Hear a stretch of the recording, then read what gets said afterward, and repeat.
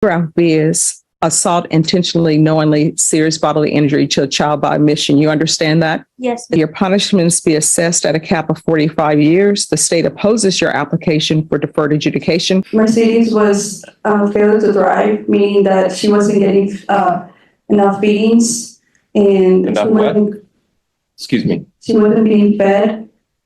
And I read Dr. Murphy's report on you, and I saw that there was CPS involved in your life when you were a child. There was CPS involvement when you were having children as a child. And it's a shame that in this case, there are faults, right? You have CPS. Maybe they could have done more. You have family members. Maybe they could have done more. You have police. Maybe they could have done more. The level of love that we have for animals in Bexar County and in other states is not the same love that we show to children who are in need. If you fail to fulfill your obligations under the agreement, you will be subject to the full range of punishment. Do you understand? Yes, ma'am. And that full range of punishment is up to life in prison and up to $10,000 fine. Did you understand? Yes, ma'am. American Justice Files. B, State of Texas versus Katrina Mendoza. Did you understand in count 1B, you're charged with the offense of assault intentionally, knowingly, serious bodily injury to a child? That's a first-degree felony. The range of punishment is anywhere from 5 to 99 years or life in prison and up to a $10,000 fine. Did you understand? Yes, ma'am. If you have understand, if the court would grant your application for deferred adjudication, if for any reason your deferred adjudication were revoked, the court could find you guilty, sentence you up to life in prison and up to a $10,000 fine. Yes, ma'am. Paragraph B is assault intentionally, knowingly, serious bodily injury to a child by omission. You understand that? Yes, Is ma'am. the offense that you're pleading to? Yes, ma'am. Okay. So with regards to the plea bargain agreement, your punishments be assessed at a cap of 45 years. The state opposes your application for deferred adjudication, and there's an affirmative finding of family violence. And also there is a plea bargain agreement that is attached. If you fail to comply with the terms of this plea bargain agreement, that's your plea that you enter into, whether you plead guilty or no contest, that plea will stand. And if it's determined that you fail to fulfill your obligations under the agreement, you will be subject to the full range of punishment. Do you understand? Yes, ma'am. And that full range of punishment is up to life in prison and up to $10,000 fine. Did you understand? Yes, ma'am. Did you understand that to be the entirety of your plea bargain agreement? Yes, ma'am. State of Texas versus Katrina Rose Mendoza. Could I have parties announced for the record for the state? Brittany Mitchell and Allie Jackson for the state of Texas. Defense? Good afternoon, Your Honor. I'm Todd McCrae for Katrina Mendoza. All right. We are here for sentencing. The court found there was sufficient evidence to find you guilty. However, the court deferred finding of guilt as you had applied for probation. According to the plea bargain agreement, punishment is to be assessed at a cap of 45 years in the prison. There's an affirmative finding of family violence, and the state opposes your application for deferred adjudication. Hey, Ms. Lima, how are you presently employed? I'm an investigative supervisor with Child Protective Services. And how long have you been with Child Protective Services? Going over 10 years. Do you know an individual named Katrina Rose Mendoza? Yes. Do you see her in court today? Yes. Can you describe an article of clothing she's wearing? She's wearing red and pink sandals. Okay. How are you familiar with My first encounter with her was in 2018 when I investigated a case of abuse and neglect of her children. and who you said her children? Who are her two children? Mercedes and Jordan Losway. And who was the subject of that of the two children? Who was the suspected child that was being abused? Mercedes Losway. And when you investigated that case, did you meet with the girls? I did. Did you meet with Katrina? I did. How many times can you estimate that you met with them? Maybe 7, 8 times. Did you talk to Katrina about how to be a parent? Yes. Did you was that a brief conversation or was this something at length that you had talked to her about? Lengthy conversations several times, different days. What about classes? Did Katrina have to complete any classes or anything with CPS? Yes. And what kind of classes did that include?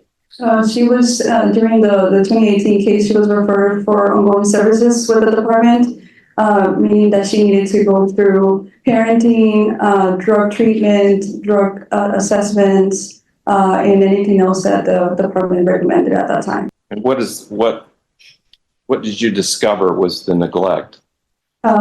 Mercedes was failure to thrive, meaning that she wasn't getting enough feedings and Enough she what? wasn't, Excuse me. she wasn't being fed and she wasn't getting enough nutrients on her body. So her body was not thriving. Okay. Was there any, you call that neglectful, failing to thrive? Did you discover any physically assaultive type injuries at that time? I didn't personally investigate that case. Okay. Well, I thought you first got involved in 2019. 2018. 2018. I wrote down 2019. So, but what were you investigating in 2018? It was a physical abuse case. And what was the ultimate ruling in that case? It was a reason to believe, meaning guilty of physical abuse. Was that the handprint case? Correct. Okay. And I think the court heard about that during the jury trial. And then moving forward, when was the next investigation? The one that I was supervising was in 2021, November 27, 2021. In 21, what were you investigating? Physical abuse, concerns of physical abuse. And what, okay. And what was that? We received different concerns with the way that Katrina would parent her children, and concerns that she was leaving bruises on the children. Katrina would parent her children, and concerns that she was leaving bruises on the children. You discovered some bruises. There was a bruise found on Mercedes at the beginning of the case. The children were able to explain how that injury was obtained. And what was the conclusion? It was non-specific for abuse. Okay. And then moving forward, the next investigation? That was the investigation prior to the child death. Okay. All right. And what were your concerns at that point in time? We kept receiving concerns from different people with the same allegations, stating that the mother was being abusive to her children. In what way? That they would get spankings, marks on their bodies. Did you see any marks? No. Okay. But you were investigating these concerns. Correct. Okay. And then you've testified previously about the sequence of events and the scheduling that never took place because Ms. Mendoza never showed up. Is that right? Correct. Okay. And when you say that you were doing everything you could to locate the children and Katrina Mendoza, you said you went to addresses and you went to you made telephone calls. Did you go by Mr. Beltran's house? Yes. And is that when you discovered that she wasn't there with the children? Correct. We already had been, we've been talking to him, so he had told us that they had left that day on the 25th.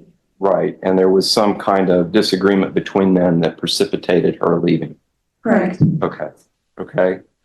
And the judge has to make a decision today about how to sentence Katrina.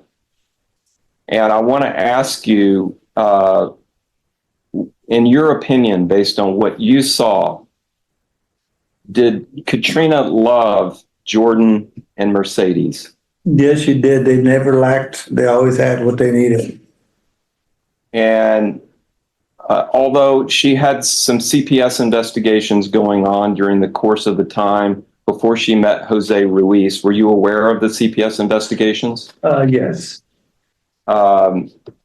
Did you ever see Katrina abuse physically either one of the girls? No.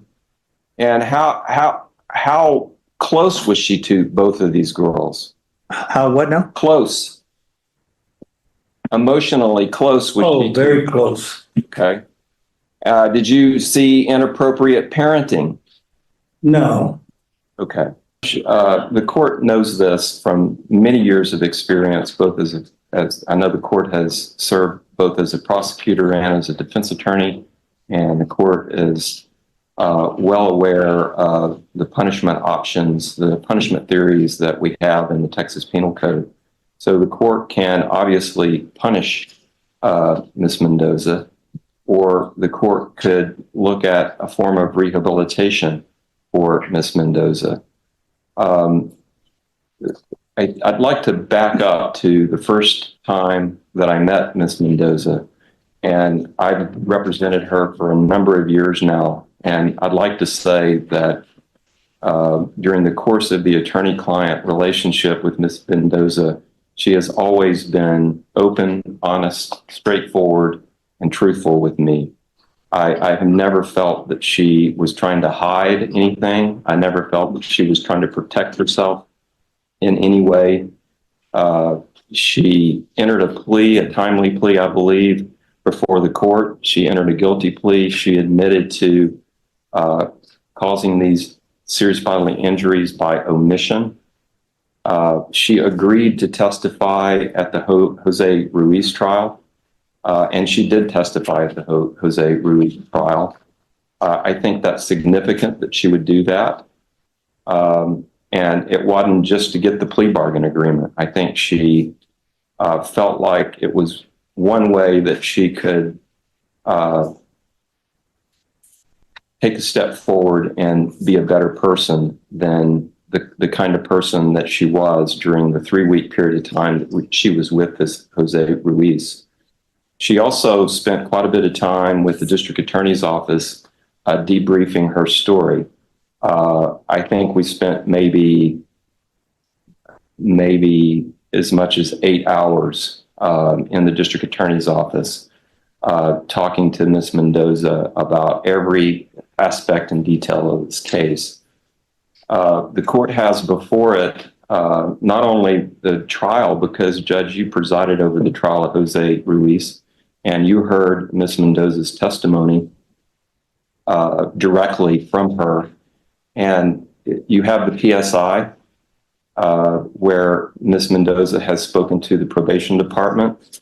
And I'd like to say that during all of these encounters with the different processes here in the judicial system, in my opinion, Katrina Mendoza has been open, honest, and has testified to the best of her ability. And that's including the statements that she made to the probation department, the statements that she made in front of the jury, and most recently, the statements that she made during her clinical evaluation by Joanne Murphy, Dr. Murphy, who did a clinical evaluation and has written a 32-page psychological evaluation, which the court has before it in evaluating Katrina. 1, the fact that she was truthful. 2, the below average intelligence. And 3, that she didn't realize that these injuries were life-threatening. I would like to emphasize also something that didn't show up in the jury trial too much. It might have shown up in the in pretrial hearings, and I know it shows up in the prosecution guide. But Jose Ruiz had guns in that house, and there were guns all over the house. And there are specific instances where he took the girls and Katrina into a closet when the police were knocking on the door and held them at gunpoint and said, "You're going to be quiet. You're not going to answer that door." So there was not only the psychological abuse and the physical abuse. Obviously, Mercedes was being physically abused, but psychologically, Katrina was being abused by the physical abuse that Jose was inflicting on Mercedes. And this has risen to a level, Your Honor, where Dr. Murphy has diagnosed Katrina with 2 serious mental illnesses, 1, major depression, and 2, post-traumatic stress disorder, PTSD. And I think both of these mental illnesses, and you can see from the case history, go back way back in time, Your Honor, to a point in time where the reports reflect that Katrina was at one point, after her mother and father separated, she was living with her mother, and she was abused not only by her mother physically, but she was also abused sexually by the stepfather. And she reported this to her mother, and her mother just swept it under the rug and didn't seek an investigation, and in fact talked her out of reporting it with her and the 2 girls on Mr. Mendoza's phone, because if you saw those pictures, those girls were happy. And Katrina, and if you know Katrina would never have abused those children. I think what happened is that she got into this situation with Jose Ruiz, and Jose Ruiz created such a little room of horrors that she psychologically and mentally was incapable. And she should have been, and she knows that she's responsible for not. She had every opportunity. She could have, and the court knows this, she could have called CPS. She could have called the San Antonio Police Department. She even talked to her father on the telephone during this period of time. So she did have options, but let me tell you, she was suffering from PTSD. She was suffering from depression, and she was suffering from the psychological abuse of what he was doing to her daughters. And she should have stopped it, and she knows that. But if you saw the body cam of how she was at the hospital when they told her that Mercedes had passed away, and that Jose was calling her on the phone saying, "I want my phone, bring me that phone," you would see a young woman who was in the middle of a PTSD episode. It was heartbreaking to see that, and to see her on the body cam suffering from the knowledge that her child had passed away, and trying to fathom what had just happened. And you could see her kind of in this PTSD type mode, almost a bipolar type mode, just not being able to comprehend, not being able to understand why Jose was doing this, and trying to comprehend the fact that she had lost her daughter. Neighbors were calling 911. Katrina was calling Emily saying she couldn't handle Mercedes. She wanted to get rid of her. Leading into what we learned was a horrific 2-week period where Mercedes was quite literally beaten to death. And we're sitting here talking about whether she should get some form of community supervision. No. She's already taken classes. She's already been subject to supervision. She blatantly was avoiding CPS. She wouldn't work under the supervision of a court. And there was all this discussion about the girls being in school or not in school. She had them out of school to avoid CPS, Your Honor. Everything points to that. It wasn't because for the girls' own good. It was for her own desire to avoid CPS. Another shocking thing is how open Katrina was on the stand about her favoritism towards Jordan, and how blatantly obvious it was to everyone who knew them. Homer told you she was a private mom, but yet it was still obvious that she favored Jordan. She shunned Mercedes, and she gave Jordan the attention. What the court is going to do. Court is going to find you guilty. And I want to let you know that I read all of the reports. I read the PSI. I listened to your testimony. I always see people as people. I don't see people as criminals. I look at people as people. And then I try to make the best decision with the information I have. That's the reason why I was asking your counsel certain questions, because I want it to be cleared up in my mind so I can make a decision that I deem would be appropriate. So I'm going to find you guilty. There's an affirmative finding of family violence.